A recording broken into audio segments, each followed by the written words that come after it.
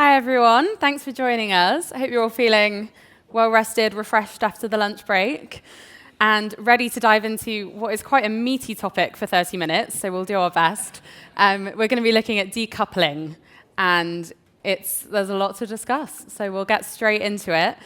Now, the conversation around decoupling can be seen as quite a controversial one, and it's kind of slowly seeping into mainstream fashion spaces, but there are still a lot of misconceptions about what exactly it is, what is the right terminology to use, and there are lots of kind of words and phrases that get conflated. So some people refer to degrowth, some people refer to post-growth, some people to regeneration, and others to the slightly clunkier, but probably more accurate, decoupling economic growth from material resource use.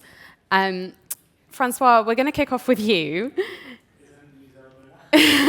Just a nice, easy question to get us started.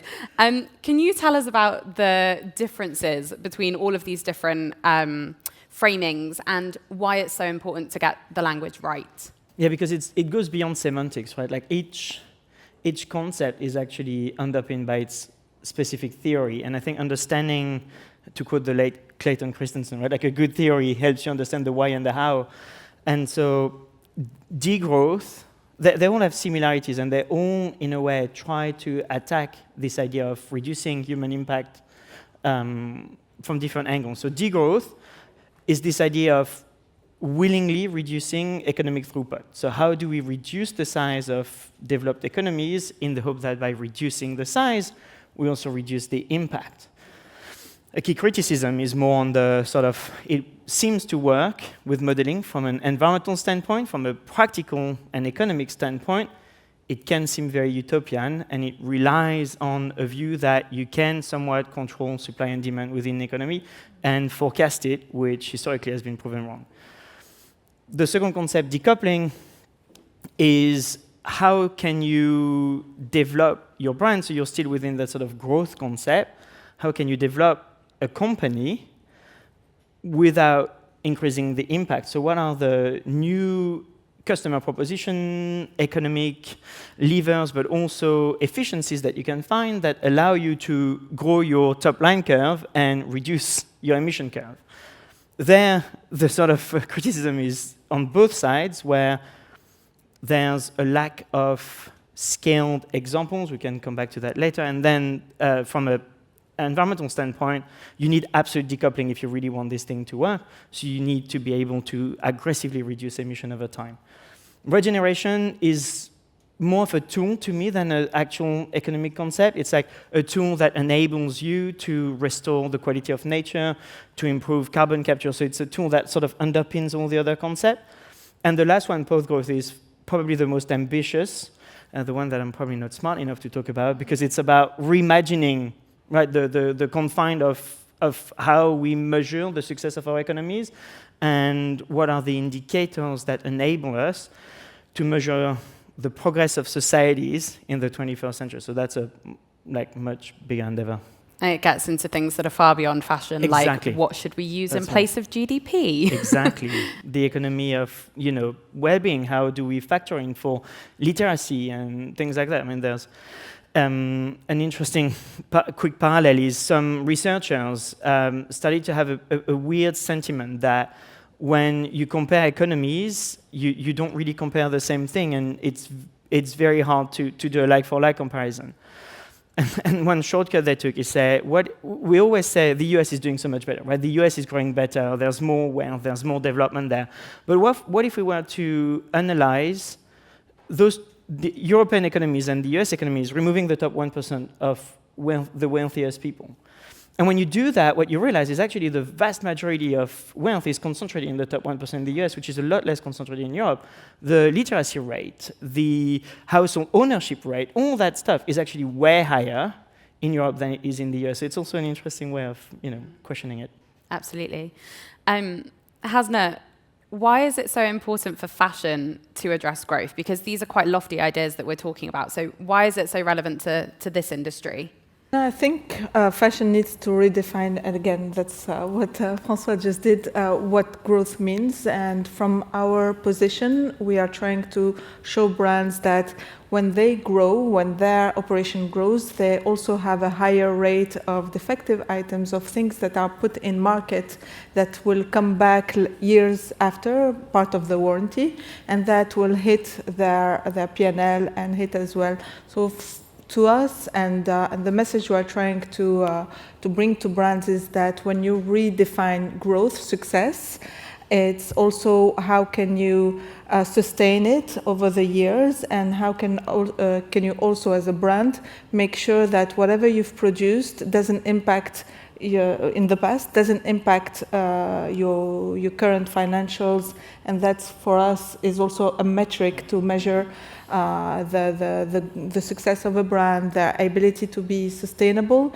but also to compete with other fast fashion or more like bigger in global brands. So for us, that's what we think brands need to assess their ability to sustain their growth, their ability as well to be responsible for the products they are putting in market years later, and how can they do that beyond the performance of marketing-led campaigns in circularity. Amy, I'm going to come to you now. You recently left Mother of Pearl after almost 20 years at the helm, and you're in the process of founding your own brand, AKYN. From the brand perspective, why is it so difficult to reimagine or to tackle growth? Yeah, I mean, I think it kind of goes down to every business model, which essentially is, P&L and growth, and that's the only two languages people speak in. I think there's the base conversation of whatever money you're putting into your company, you have to get it back, right? If people are investing in your company, or if you're selling product, you have to pay your overheads, etc. So I think an element of growth is just natural to any business. I think, remind me of the question you just asked me. You answered it, it's fine. But a follow-up though, how does this conversation tend to go over with investors? Yeah, it's really complicated. I think something that shifted more recently to historic is the chase of turnover over the chase of profit. And I think that's a really important conversation when we talk about growth, because once upon a time a business was founded on profit, right? Because you have to have enough money in the till and cash flow to pay the things that you need to pay, to employ people, to create your products, etc. But I think in recent times there's been the change in the way we value businesses is often now connected in this industry specific as a multiple of our turnover, and whereas historically it would be your assets, your physical assets, and your profit, and maybe a percentage or a multiple, of that. But we've moved in fashion into turnover because it's quite an unprofitable business. And so I think that a lot of people are chasing turnovers, but the problem in chasing turnovers for company value essentially is you're making very bad decisions at all times, because you're chasing numbers in and you're chasing products sold, but you're not actually chasing the profit. And I'd say that's where, if we went back to focusing a bit more like that, which is what I'm currently doing with my investors, it's a much more sustainable, and it's a much more, just simplistic way to do business. And I think that would instantly see a huge amount of degrowth naturally. What does that look like in practice? You said you're kind of going through that process now, but what are the differences? Yeah, so I guess if you're chasing turnover, that means every deal that comes on your table, you're just going to take it. So, for instance, like lots of outlet stores will actually pre-order now because they want to have stuff for their kind of outlet stores. But you're also selling that, essentially making no margin. But what you are doing is bringing numbers into the company. So you're actually selling a product knowing you're not going to make a margin on it. And there's lots of decisions like that that can happen in the company, which sometimes as a startup is quite helpful, because you need to get numbers to get your factories to be happy, to be able to get better deals with the factories. It's kind of an ongoing saga. But lots of decisions often are about numbers in versus profitability. And I think that's where we see a lot of, I don't know the right terminology, but it's, you're not thinking straight, essentially, when you're doing it that way, and you're not thinking about the best practice, Yeah. Francois, I want to come back to you, because I think what's so interesting about decoupling and the conversation around growth is that, as Amy said, this is kind of happening to businesses whether they control it or not, right? So can you give us an idea of some of the sort of macro forces that are shaping this, and maybe what it might look like if degrowth were to happen without brands and industries being involved in that process? I think there's a few elements, right? The first one, if you look at the economics of companies, right, like the financials. So I've looked at 50 publicly listed companies in fashion and at their growth, both in terms of revenue and profitability as a percentage of revenue, right, since between 2014 and 2024. And what you realize is, despite the vast majority of companies growing, right, you're around 70% of companies that have bigger revenues now than then, only 40% or 43% of those companies have actually grown their profitability over time, which means for a lot of these companies, growth came at the expense of profitability, which actually is very interesting to both your points.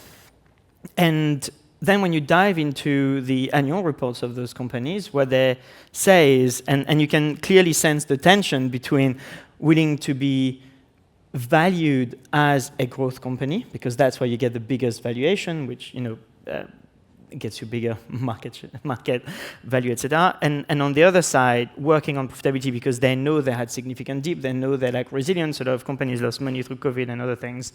And on that profitability aspect, you see rationalization of stores, rationalization of wholesale, which leads to a lot of inventory, limiting discounting, which are all sort of these efficiency measures that are at the bottom of the sort of decoupling work, right? Like you start by getting the efficiencies and then you can move on to other things.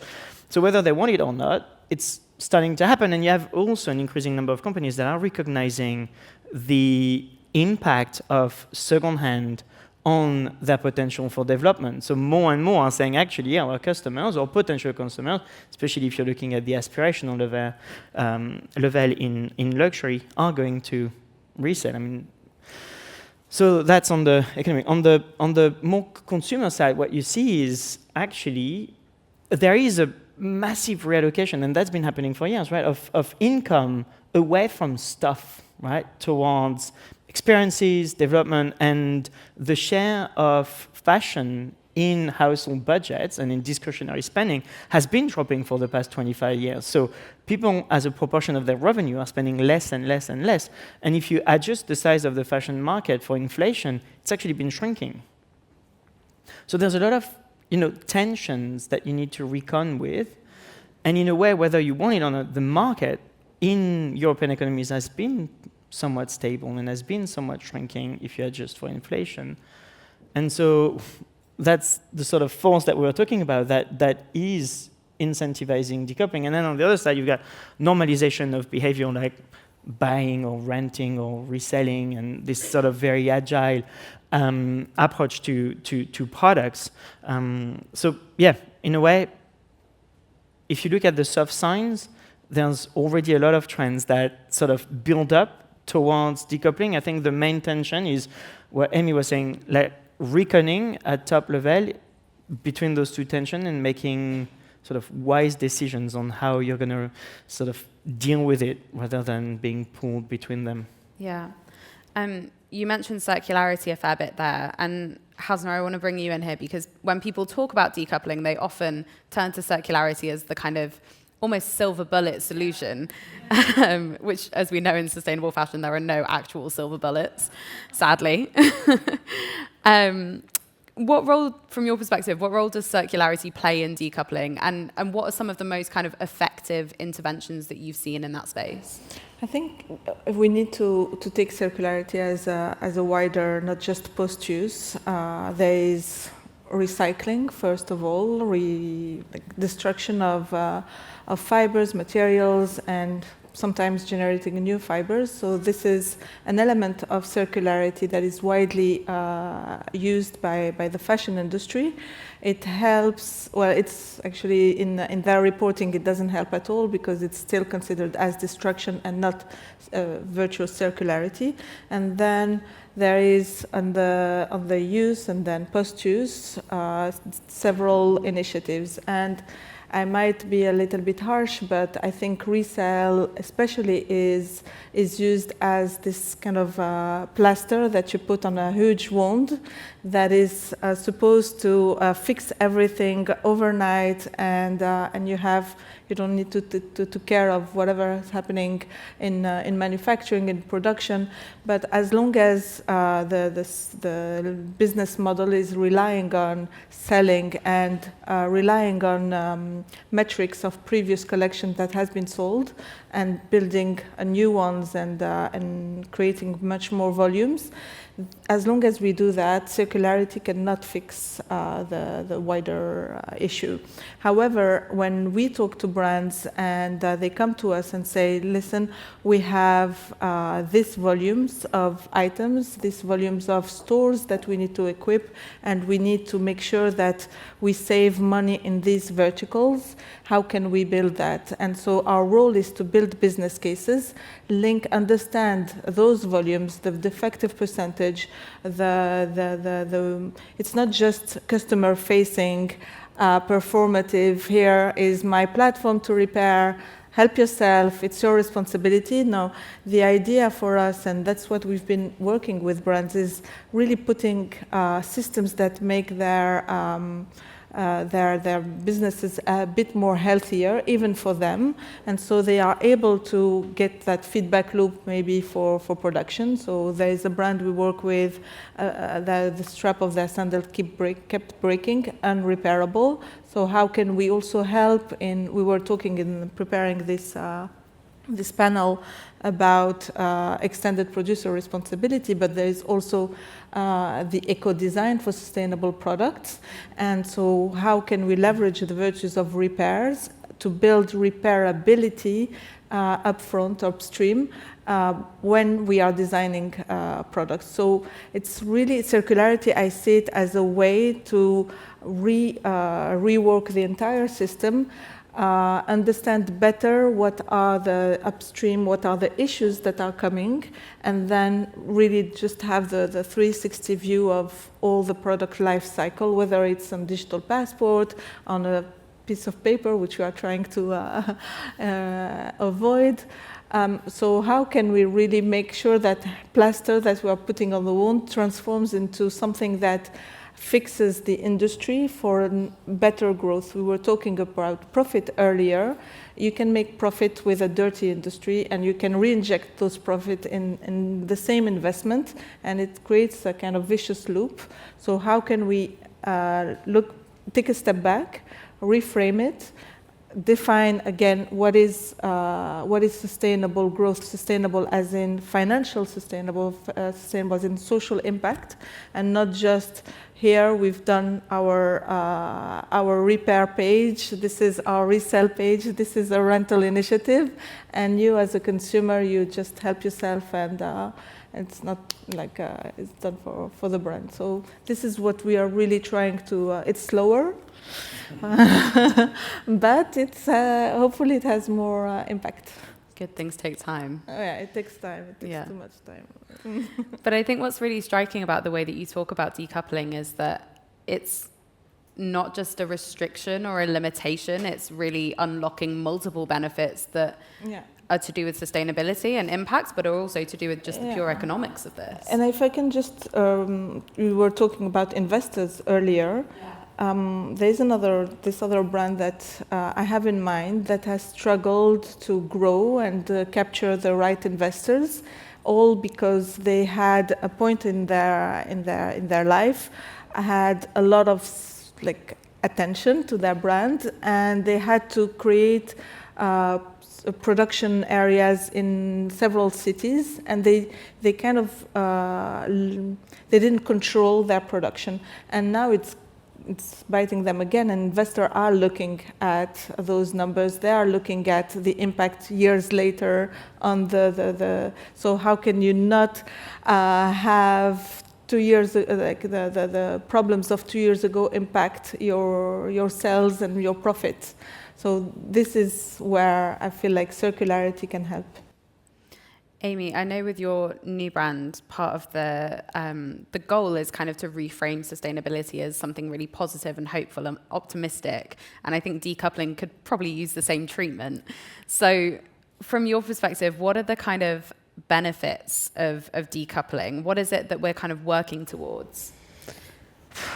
What from my brand, like what I'm doing? How are you kind of embedding it in? Yeah. Okay. I mean, look, I think my ultimate vision, which is sort of answers the question, but kind of how I'm approaching it is that whatever we create has an impact, right? Everything we create has an impact. I sort of liken it to wild camping and the idea that you're supposed to go somewhere out into like nature, somewhere beautiful, and you're supposed to leave no trace. And that's how I like to think about like making our clothes, that we can kind of try and use the best possible fibers, regenerate at every single process. You talked a bit about circularity, not just being this kind of resale perspective at the end. I think about it as all these like tiny mini circles that make up like links of a chain, but then you create the full necklace at the end in a way. So every single part of your chain has a link and each one has to be circular and they all have to link to each other, and then you create this entire loop. And I think by just the nature of doing that and thinking in that way and thinking it regeneration at every single stage, and my whole vision is to create something that has the most sort of small amount of impact on the planet as possible, whilst actually enhancing people's lives and communities by giving them jobs. I think just having a philosophy like that at the root will naturally decouple myself in a way from what I'm doing, like from the numbers in a way. And does that answer the question a bit? sort of not yet. For both of you as well, Yeah. what do you see the benefits of decoupling as being? Oh.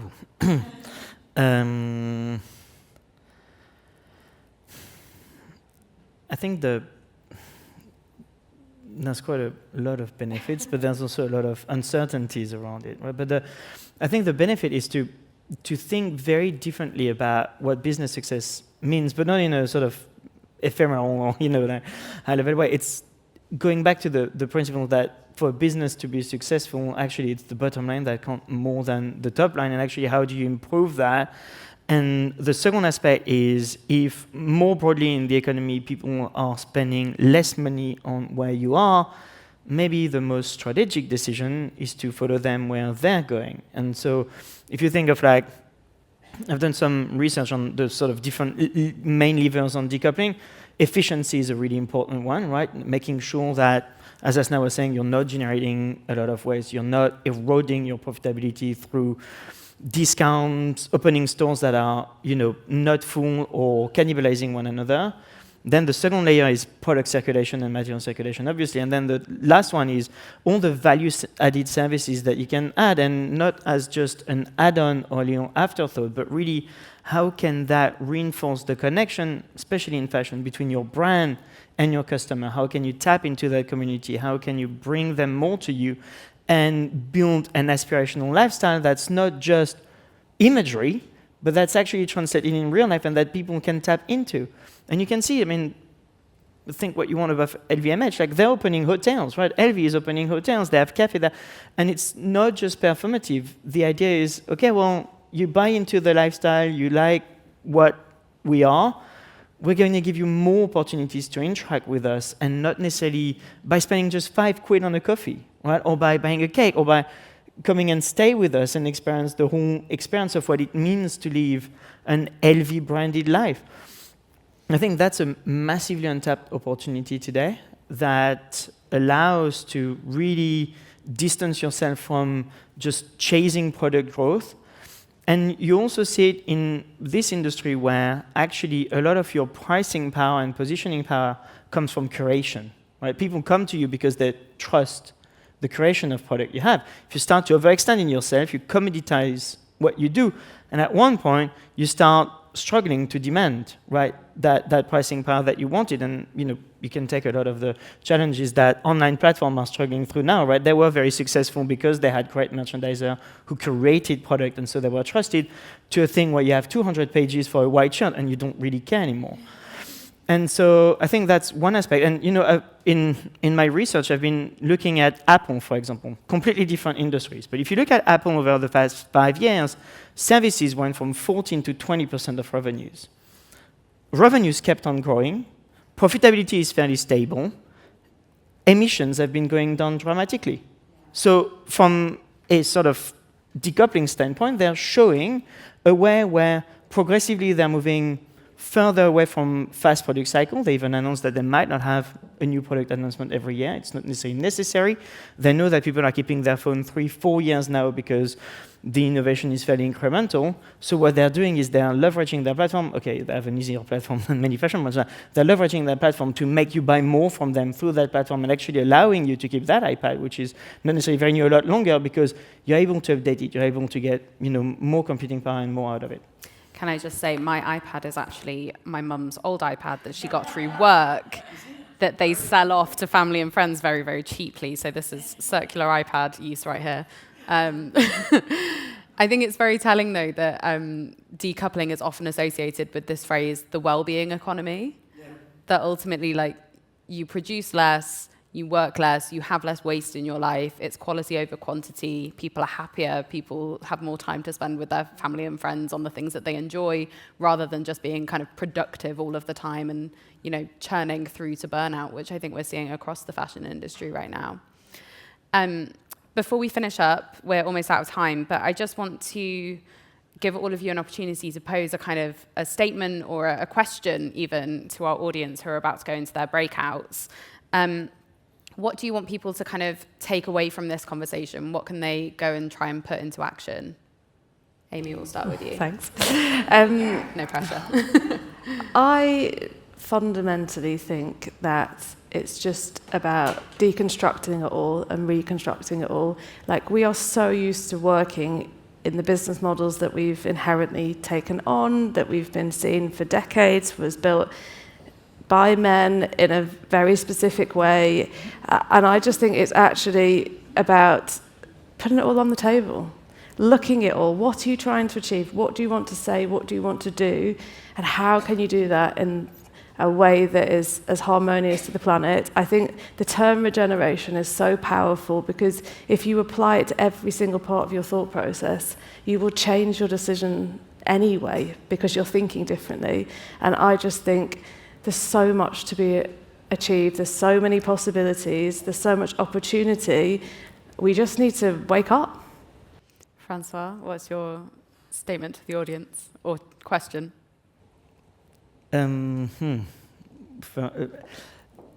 Maybe one thing for consideration in this is let's see if it's related, but the backbone of European economies is family-owned business, and a family-owned business operates very differently from a investor-backed business or a private or public businesses. How can each generation strengthen the business so you hand it to the next generation stronger than it was when you got it? And those family businesses are combined the largest employers in Europe, the largest contributor to GDP, and what brings a lot of resilience in terms of economic stability.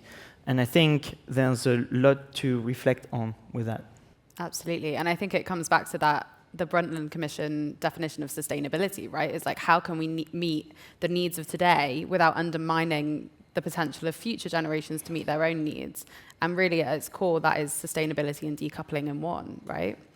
Hasna, final words? Yeah, I'd love for the audience to think about, the industry has seen better days now. Whenever there is an announcement, share prices are dropping. There is a link between the volumes of sales and the price, share price.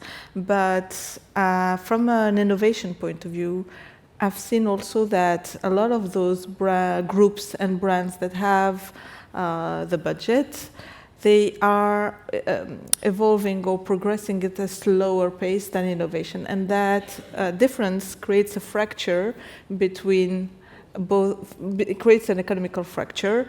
I'd love to participate as well, but I'd love to see what are the solutions to make sure that we can fit innovation within the same or maybe speed up those groups' adoption of innovation, and how that can help them revamp or rebuild their systems in order to meet with future requirements. And I'm thinking of future, like new generations, younger generation than mine, that are looking at brand not only as a boutique or as a shop, but also as a conveyor of values and as someone who, as an entity who is supposed to help them achieve those values.